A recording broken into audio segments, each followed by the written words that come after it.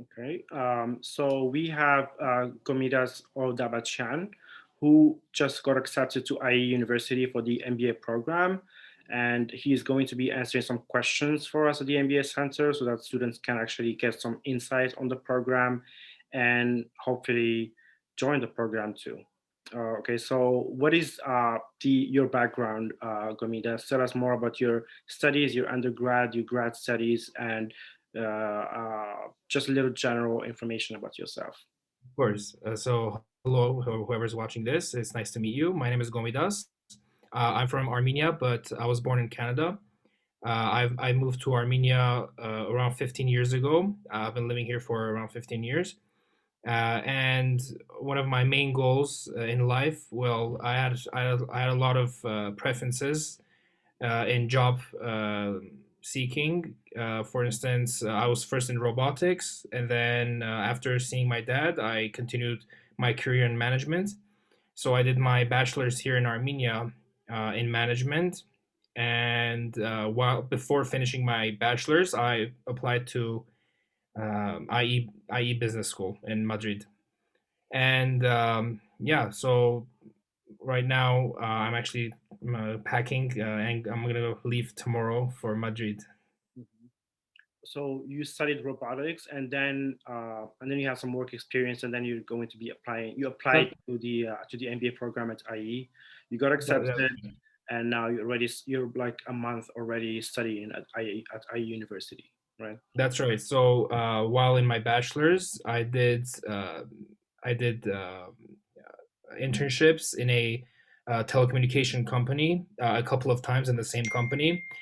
Sorry, the first time that I did was in the HR department. My internship, I was in the recruitment team. I was just doing paperwork. Mhm. They say starting from the bottom, right? I mean, it doesn't matter what you do, but you got to start somewhere. The second time I did my internship was in the marketing team. I was trying to give ideas for the Facebook advertisements and such. I was in that team the second time, and then the third time was my favorite time that I did my internship, and it was at the same company. It's one of the biggest telecommunication company in Armenia. It's called Vivacel. And the third time I was in a service center, one of the biggest service centers here in Armenia, and I was actually trying to where there's the company sells phones with packages and some sort of packages that come with the phone. One of my job was to sell phones to the customers, Mhm. and there's a stand with phones, and I tried to explain to the customer what kind of phone they want, what kind of packages come. So I was one of that was the greatest experiences that I had because I had face to face with customers. That's what I wanted, and trying to understand how a customer thinks and the interactions with customers. And I gained a lot of experience over there. So yeah, and of course I applied to IE Business School. Actually, it's the only I didn't apply to any other school because I was focused on accepting being accepted over there, Mhm. and I got accepted a month ago, and it's been right now a month that I'm doing online classes. Yeah, so And if you could tell us how many years does IE University require when it comes to the work experience if you want to apply for the MBA program? okay, so there's two programs for the masters. You can apply for the program where the requirement for job requirement is from 0 to 2 years, Mhm. and there's the other program that the MBA that you can apply for, I believe, from 2 to 4 years. So they do that to uh, put in like the group the students by age. I think that's what they do for. I think I've talked with someone, and that's the main reason. So you can apply for MIM, the one that I'm doing, Master in Management, without having any job experience. So you can have from 0 to 2 years of job experience for the MIM. Okay. All right. So now the obvious question: why IE University and not I don't know INSEAD, HEC Paris, some other school very famous for their MIMs here in Europe?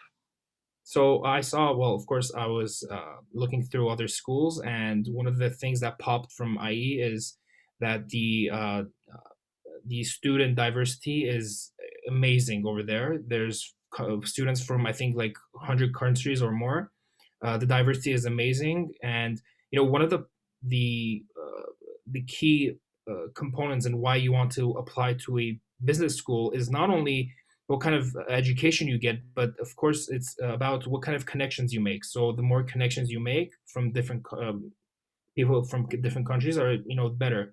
That's one of the reasons. The second reason is actually the technological advancement that IE Business School has, whether it be in the class or the type of the mentality that IE has is more future. You could say futuristic. It's more about tech, more about future.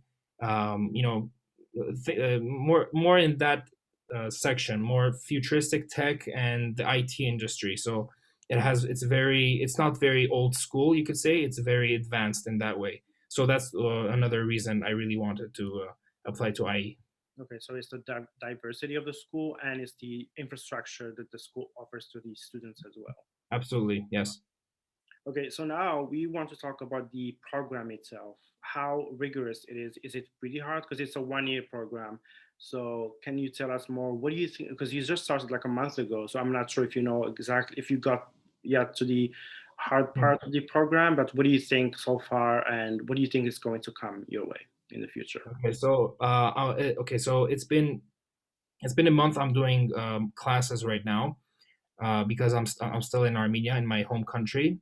I'm doing classes online but via Zoom, and it's very easy. I mean, the process that they've made connecting by Zoom is just one click, and you're already in the class.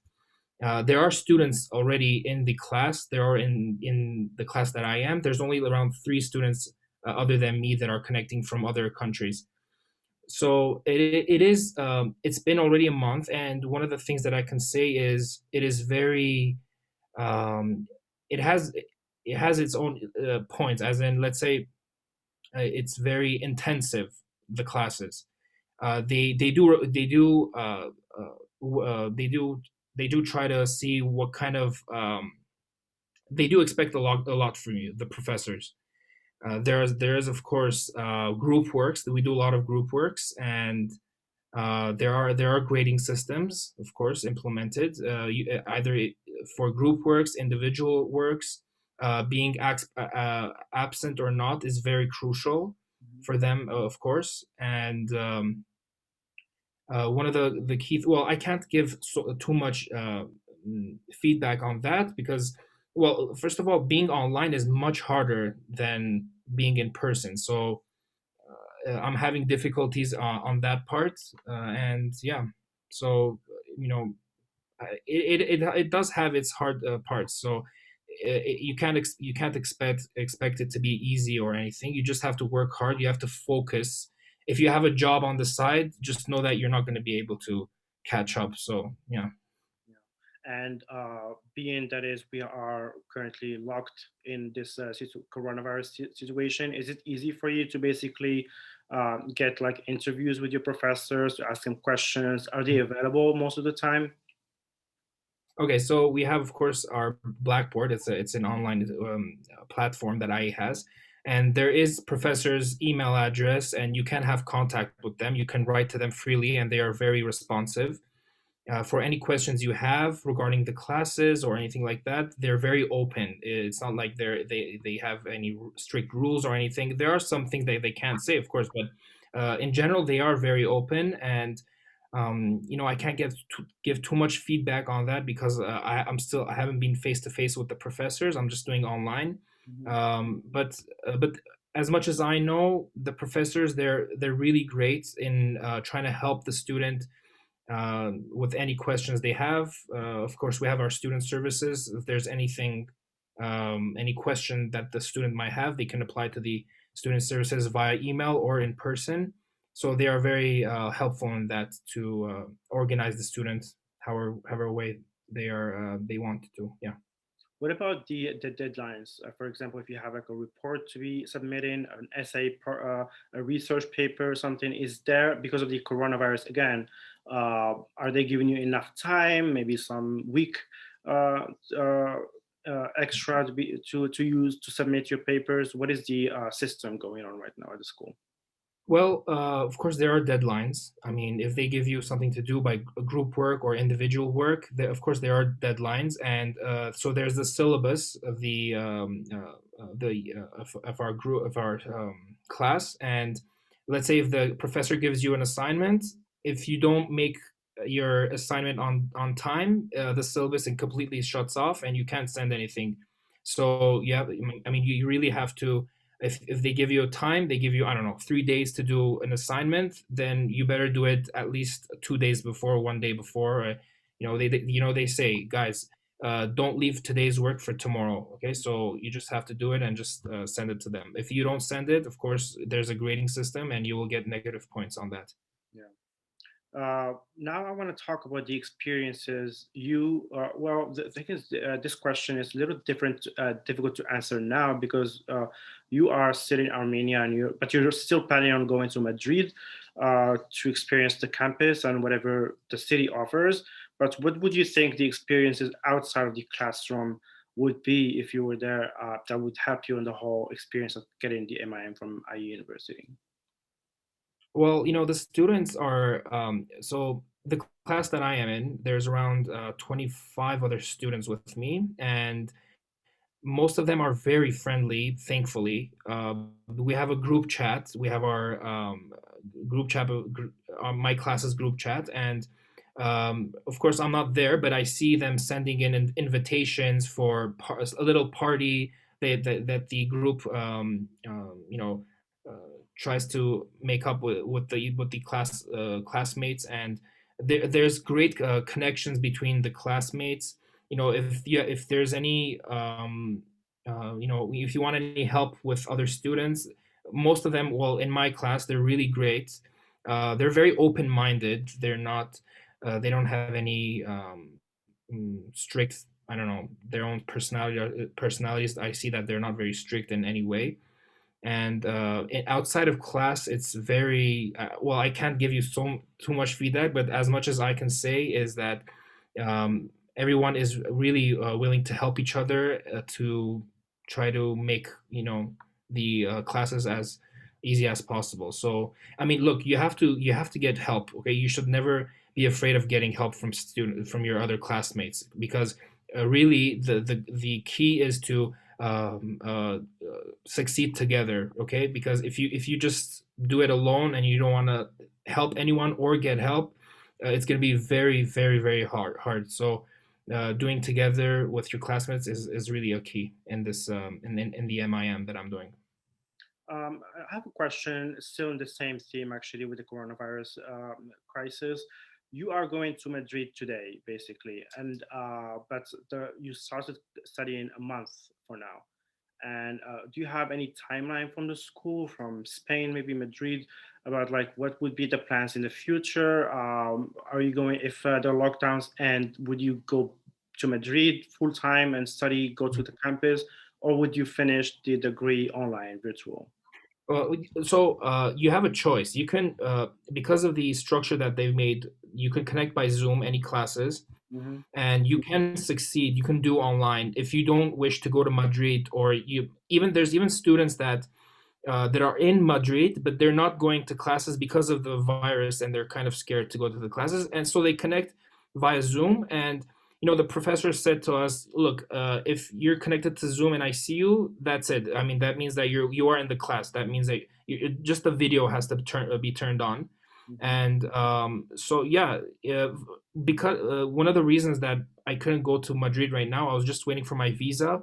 It took around more than a month, actually around 2 months, to obtain my visa because of the pandemic, the coronavirus issues and such.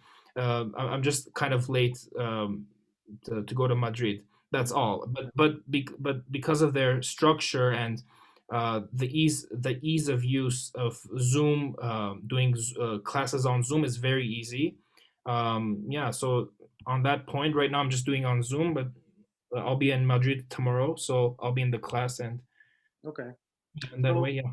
does the school offer any networking events to basically get you guys to meet with the employers in the Madrid area or Spain in general? What are the opportunities that they give to the schools when it comes to Yeah. employment and future jobs?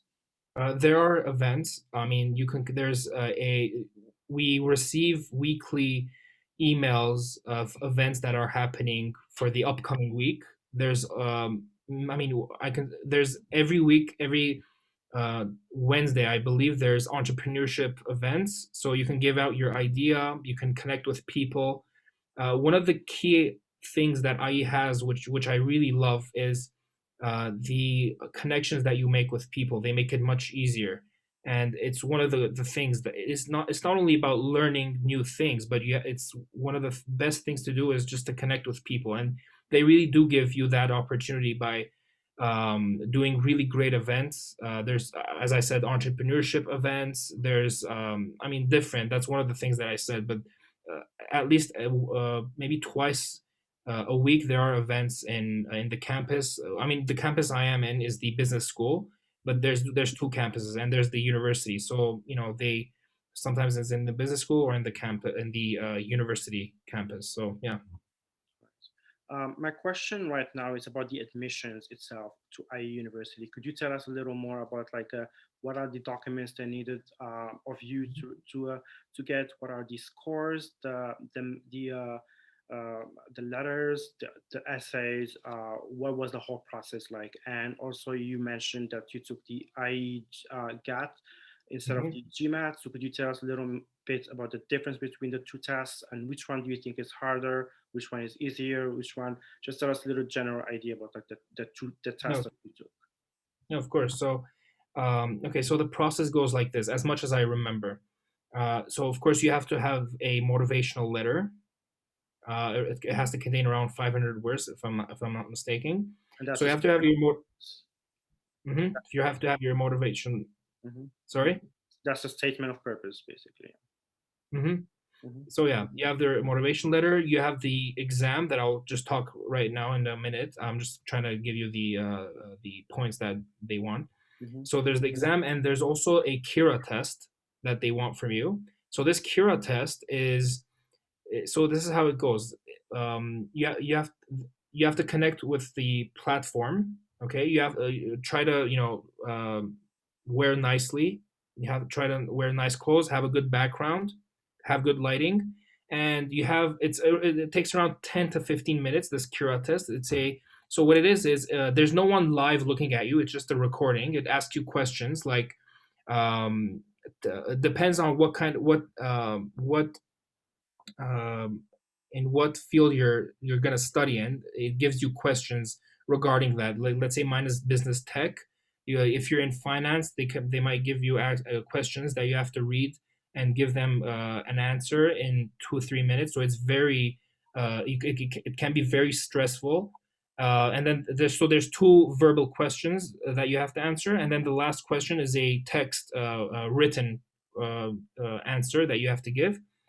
Altogether, it takes around 15 minutes, but there are time limits, so you have to be very you have to look at that. It's very it can be very stressful, and it can put you on the spot. The whole idea is to put you on the spot for on these tests. So there's the Cura tests. There's the exams. There's I know there's GMAT, TOEFL. I got a waiver for TOEFL because my university that I did my bachelor's here was in English language. Okay. Uh, that's why I got a waiver for the TOEFL. But you have to check with that. You might get a just check if you lived in a country where the first language where I lived is in Canada. The first language is English, and your bachelor's degree that you've done, the language is in English. You do get a TOEFL waiver. So I didn't do my TOEFL. I just did the IGAT. Um, yeah. So do you want me to talk about the IGAT a little more? Yes. Could you tell us more about the ICAP? Okay, so the IGAT. Sorry, I just want to connect my laptop to the power. If you could just give me 1 second, please.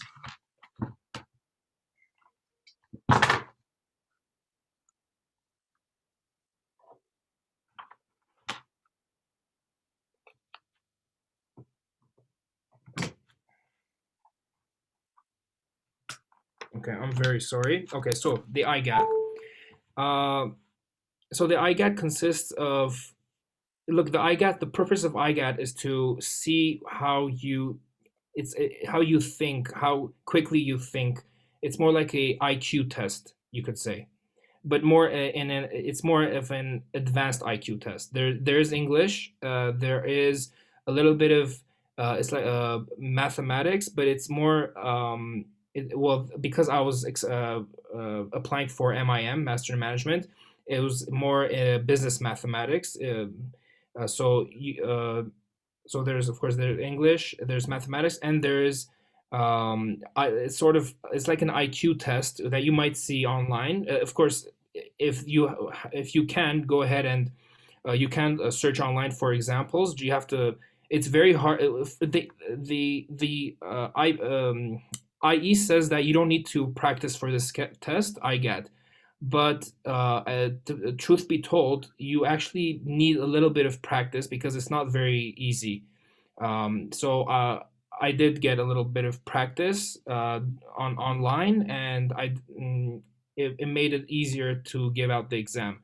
It's not very mathematical questions, but it's more based on IQ, how quickly you think, based on your answers, how quickly you answer the questions. So it's more about this. In the website, they say you don't need to practice for this test, but in reality, guys, I'm really telling you, you really need to practice because it's very important. Okay.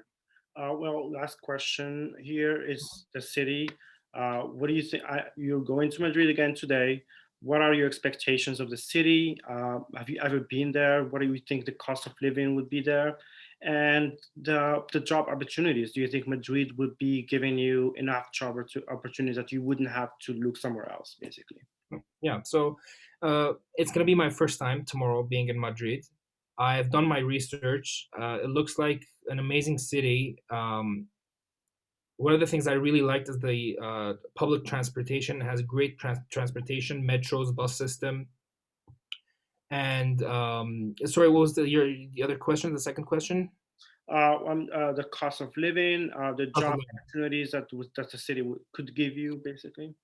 Okay, so the cost of living, I saw that if you're gonna rent an apartment, you have the option to rent with someone else, to have someone else with you. You can split the rent. Mhm. Some of my classmates do that. You have, and to look for an apartment is not very hard, but it took time for me to look for an apartment. There are apartments from different price ranges, around starting around from maybe 300 euros, something like to four, like, yeah, around that, from 300 euros up to, I mean, you can target a number and it'll still go up. It's not too bad.